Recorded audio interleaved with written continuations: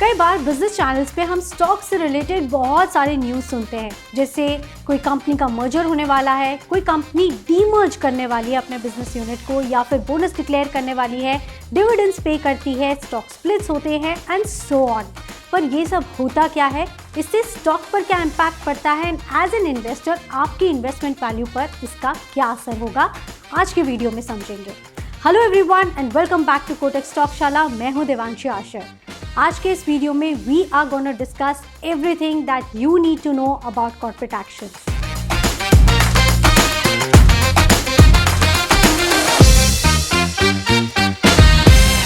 So what is a corporate action? Company का कोई भी ऐसा डिसीजन जो उसके फाइनेंशियल स्ट्रक्चर में सिग्निफिकेंट बदलाव लाता है और कंपनी के स्टॉक प्राइसेस को डायरेक्टली इम्पैक्ट करता है, उसे कॉर्पोरेट एक्शन कहते हैं। कॉर्पोरेट एक्शन का इम्पैक्ट सीधा कंपनी के ऑपरेशंस पर, कंपनी के स्टॉक प्राइसेस पर और शेयर होल्डर्स के होल्डिंग वैल्यू पर आता है, और ये डिसीजंस काफ़ी इंपॉर्टेंट होते हैं एंड एज एन इन्वेस्टर आपको इनकी इम्प्लीकेशंस को समझना भी बहुत ही ज़रूरी है। अब कॉर्पोरेट एक्शंस कई अलग अलग तरीके के होते हैं, जैसे dividends, bonus, buybacks, stock splits, mergers, acquisitions and so on. जब भी कोई कंपनी कोई भी कॉर्पोरेट एक्शन का डिसीजन लेती है तो उसके पीछे दो मेन रीजंस हो सकते हैं। The first one is the corporate restructuring, यानी कंपनी की जो फाइनेंशियल स्ट्रक्चर है उसे इम्प्रूव करना चाहती है, जैसे डीमर्जर्स हो गए या फिर स्टॉक स्प्लिट हो गया, या फिर वो अपने शेयर होल्डर्स को रिवॉर्ड करना चाहती है, जैसे डिविडेंड देना या फिर बोनस शेयर्स इशू करना। इन कॉर्पोरेट एक्शन के जो डिसीजंस हैं वो कंपनी के बोर्ड ऑफ डायरेक्टर्स लेते हैं, और कुछ कॉर्पोरेट एक्शंस में शेयर होल्डर्स की वोटिंग और अप्रूवल्स भी लगते हैं। अब कुछ कॉर्पोरेट एक्शन ऐसे होते हैं जो शेयर होल्डर्स के लिए मैंडेटरी होते हैं, जैसे डीमर्जर्स, एक्विजिशन, स्टॉक स्प्लिट। अगर कंपनी ने अपनी सब्सिडरी का डीमर्जर किया तो आपके होल्डिंग में ऑटोमेटिकली उस दिन पेरेंट कंपनी और डीमर्ज कंपनी के शेयर्स रिफ्लेक्ट होंगे। लेकिन कुछ कॉर्पोरेट एक्शंस ऐसे भी होते हैं जो शेयर होल्डर्स के लिए वॉलंटरी होती है, जैसे राइट्स इश्यू हुए, बायबैक ऑफर्स हुए। यहाँ शेयर होल्डर्स के पास चॉइस होती है to participate in those actions और to not. So let's understand few kinds of corporate actions. अलग अलग कॉर्पोरेट एक्शंस कौन सी होती है, इन्हें इन डिटेल समझते हैं। पहला होता है dividends. This is one of the most common type of corporate action. जब कंपनीज अपने प्रॉफिट में से एक छोटा अमाउंट अपने शेयर होल्डर्स को डिस्ट्रीब्यूट करती है, उसे डिविडेंड्स कहते हैं। कई investors high dividend paying companies prefer करते हैं क्योंकि ये एक एडिशनल या फिर पैसिव इनकम का सोर्स होते हैं। जैसे ही कंपनी डिविडेंड पे करती है और अगर आप शेयर होल्डर हैं तो डिविडेंड अमाउंट ऑटोमेटिकली आपके अकाउंट में क्रेडिट हो जाता है। दूसरा है स्टॉक स्प्लिट। इसमें कंपनी अपने शेयर्स को मल्टीपल शेयर्स में डिवाइड करती है, जिससे स्टॉक के जो प्राइजेस हैं वो भी प्रोपोर्शनेटली कम होते हैं। It's basically like cutting one huge cake into multiple pieces. For example, XYZ company है जिसका स्टॉक 100 रुपीज पर ट्रेड कर रहा है और कंपनी ने स्टॉक स्प्लिट अनाउंस किया है इन द रेशियो ऑफ 1:10। तो इसका मतलब ये होता है कि हर एक एग्जिस्टिंग शेयर को 10 छोटे छोटे हिस्सों में डिवाइड किया जाएगा। अगर आपके पास 10 शेयर्स हैं उस कंपनी के, तो स्प्लिट के बाद अब आपके पास होंगे 10 multiplied by 10, that is 100 shares. But the catch is कि स्प्लिट के बाद जो शेयर के प्राइजेस होते हैं वो भी कम हो जाते हैं in the same proportion. So basically अगर उसकी शेयर प्राइस 100 है तो वो रिड्यूस होके 10 रुपीज़ पर शेयर हो जाएगी। सो बेसिकली स्टॉक स्प्लिट से आपकी जो ओवरऑल इन्वेस्टमेंट की वैल्यू है उस पर कोई असर नहीं पड़ेगा, लेकिन शेयर्स ज़्यादा अफोर्डेबल हो जाते हैं मार्केट में, and the outstanding number of shares जो मार्केट में फ्लोट हो रहे हैं वो इंक्रीज हो जाते हैं। स्टॉक स्प्लिट के बाद आपके डीमैट में number of shares and prices automatically adjust हो जाते हैं, आपको कुछ करने की ज़रूरत नहीं है। Then comes bonus. बोनस भी एक तरह का रिवॉर्ड है to the company share holders, and as the name suggest इसमें कंपनी अपने एग्जिस्टिंग शेयर होल्डर्स को बिना किसी एक्स्ट्रा कॉस्ट के एडिशनल शेयर्स देती है।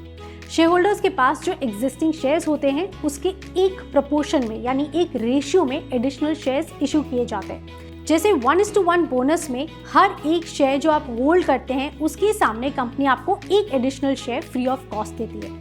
नाउ रिमेंबर कि बोनस के केस में भी शेयर प्राइजेस उसी प्रपोर्शन में एडजस्ट होते हैं और मोटा मोटी शेयर होल्डर्स की जो इन्वेस्टमेंट वैल्यू है वो सिमिलर रहती है। कंपनी अपने एक्यूमुलेटेड प्रॉफिट्स या फिर रिजर्व्स को कैपिटल में कन्वर्ट करने के लिए बोनस शेयर्स इशू कर सकती है। Coming to another kind of corporate action, that is mergers and acquisition. जब दो कंपनीज को मर्ज करके एक किया जाता है तो शेयर होल्डिंग स्ट्रक्चर में भी बहुत सारे चेंजेस होते हैं और तब आपको मर्ज्ड एंटिटी के शेयर्स मिल जाते हैं। और एक्विजिशन में एक कंपनी दूसरी कंपनी को खरीद लेती है एंड एग्जिस्टिंग शेयर होल्डर्स को या तो नई एंटिटी के शेयर्स मिल जाते हैं, और अगर आप पुराने जो कंपनी एक्वायर हुई है उसके शेयर होल्डर हैं तो वहां से एग्जिट करने का भी ऑप्शन दिया जाता है। दूसरा कॉर्पोरेट एक्शन है डीमर्जर। डीमर्जर भी एक कॉर्पोरेट रीस्ट्रक्चरिंग प्रोसेस होता है जिसमें कंपनी अपने बिजनेस यूनिट को, कोई एक पर्टिकुलर बिजनेस यूनिट को या किसी डिवीजन को अलग करके एक नई इंडिपेंडेंट कंपनी बनाती है। The latest example of demerger is ITC, जहां कंपनी ने अपने होटल बिजनेस को कॉन्ग्लोमरेट से अलग कर दिया है। डीमर्जर से उस पर्टिकुलर जो बिजनेस यूनिट है जो अलग हुआ है, इंडिपेंडेंट एंटिटी है, वो अपने इंडिपेंडेंट डिसीजंस ले पाती है, अपने खुद के ग्रोथ पर फोकस कर पाती है और सबसे इम्पॉर्टेंट उस बिजनेस को वैल्यू करना इन्वेस्टर्स के लिए काफ़ी आसान हो जाता है।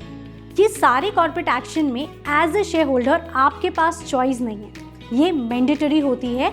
You have to be a part of this. Moving on to another corporate actions, buyback. जब कंपनीज अपने शेयर्स एग्जिस्टिंग शेयर होल्डर्स से या फिर सेकेंडरी मार्केट से वापस खरीद लेती है, उसे बायबैक कहते हैं। इससे मार्केट में जो total number of outstanding shares हैं वो कम हो जाते हैं। बायबैक करने के कंपनी के पास कई रीजंस होते हैं, जैसे अगर प्रमोटर्स को लगता है कि शेयर्स अंडरवैल्यूड हैं, या फिर अपने शेयर होल्डर्स को रिवॉर्ड करने के लिए भी कंपनीज हायर प्राइजेस पर बायबैक कर सकती है। अब बायबैक भी दो तरह के होते हैं, पहला है टेंडर ऑफर बायबैक एंड दूसरा है buyback via open market. Open market के केस में कंपनी सेकेंडरी मार्केट से शेयर्स को वापस खरीदती है, जबकि tender offer is to reward the share holders and generally इस केस में जो प्राइजेस होते हैं वो हायर होते हैं compare to the current market price. And again इसमें कंपनी एक फिक्स्ड प्राइस शेयर होल्डर को देती है, शेयर होल्डर्स उसमें टेंडर कर सकते हैं एंड उस प्राइस पे कंपनी उनसे शेयर्स को वापस खरीद लेती है। फिर आते हैं राइट्स इश्यू। तो इसमें कंपनीज अपने एग्जिस्टिंग शेयर होल्डर्स को एडिशनल शेयर्स बाय करने का मौका देती है, उनको एक अपॉर्चुनिटी देती है to buy the shares at discounted prices, और इससे कंपनी फंड्स रेज कर सकती है और शेयर होल्डर्स को एडिशनल से कंपनी में बाय करने का अपॉर्चुनिटी मिलता है। Then comes delisting. तो जब कंपनी अपने शेयर्स को परमानेंटली एक्सचेंज से हटाना चाहती है तब डीलिस्ट करती है। डीलिस्टिंग के बाद शेयर्स मार्केट में ट्रेड नहीं होंगे, कंपनी पब्लिक से प्राइवेट हो जाती है और इस केस में कंपनी शेयर होल्डर्स को एक फिक्स्ड अमाउंट पे करती है और उन्हें एग्जिट करने का ऑप्शन देती है। रिमेंबर, कंपनी को एटलीस्ट 90% शेयर्स मार्केट से अक्वायर करने पड़ते हैं फॉर सक्सेसफुल डीलिस्टिंग। अब ये जितने भी कॉर्पोरेट एक्शंस हमने डिस्कस की, these are voluntary corporate actions, क्योंकि एज ए शेयर होल्डर आपके पास चॉइस होती है टू पार्टिसिपेट इन देम और to not be a part of it. चलिए अब समझ लेते हैं कि कॉर्पोरेट एक्शंस इतने क्रूशियल क्यों होते हैं। क्योंकि they play crucial role in the stock prices, investment value and the investor sentiments also. सबसे पहले कॉर्पोरेट एक्शंस का स्टॉक प्राइस पर काफ़ी इम्पैक्ट आता है। फॉर एग्जाम्पल, बायबैक हुआ, स्टॉक स्प्लिट्स हुए, या फिर अगर कंपनी का मर्जर होता है तो उससे स्टॉक की जो लिक्विडिटी है और स्टॉक की जो प्राइजेस है उस पर डायरेक्ट इम्पैक्ट आता है। सेकेंड, इन्वेस्टर का जो कॉन्फिडेंस है उस पर इम्पैक्ट आता है। जैसे अगर कंपनी रेगुलर डिविडेंड पे करती है तो इन्वेस्टर्स का इससे कॉन्फिडेंस बढ़ता है और कई कंपनीज लगातार अपने शेयर होल्डर्स को रिवॉर्ड करती रहती है in terms of bonus, in terms of dividends and etcetera. Corporate action company के ग्रोथ और रीस्ट्रक्चरिंग का एक इंडिकेटर बन सकते हैं। जैसे कई बार छोटे छोटे मर्जर्स लगातार कंपनी करती रहती है, इससे समझ आता है कि कंपनी अग्रेसिवली ग्रोथ स्ट्रैटेजी को फॉलो कर रही है, इससे इंडिकेशन मिल जाता है। एंड लास्टली, इनसे शेयर होल्डर्स इन्फॉर्म्ड डिसीजन ले सकते हैं if they want to be a part of that company या फिर उसमें पार्टिसिपेट नहीं करना चाहते। So basically, corporate actions are vital as they influence the stock prices and the investors' decisions. And as an investor, company के सारे decisions को आपको बहुत ही गहराई से समझना बहुत ही ज़रूरी है। I hope आपको corporate actions के जो concept हैं वो समझ में आ गए होंगे। अगले chapters में हम हर एक corporate action को in detail समझने वाले हैं। Thank you for watching. See you next time. ऐसे और informative videos के लिए stay tuned with Kotak Stock Shala.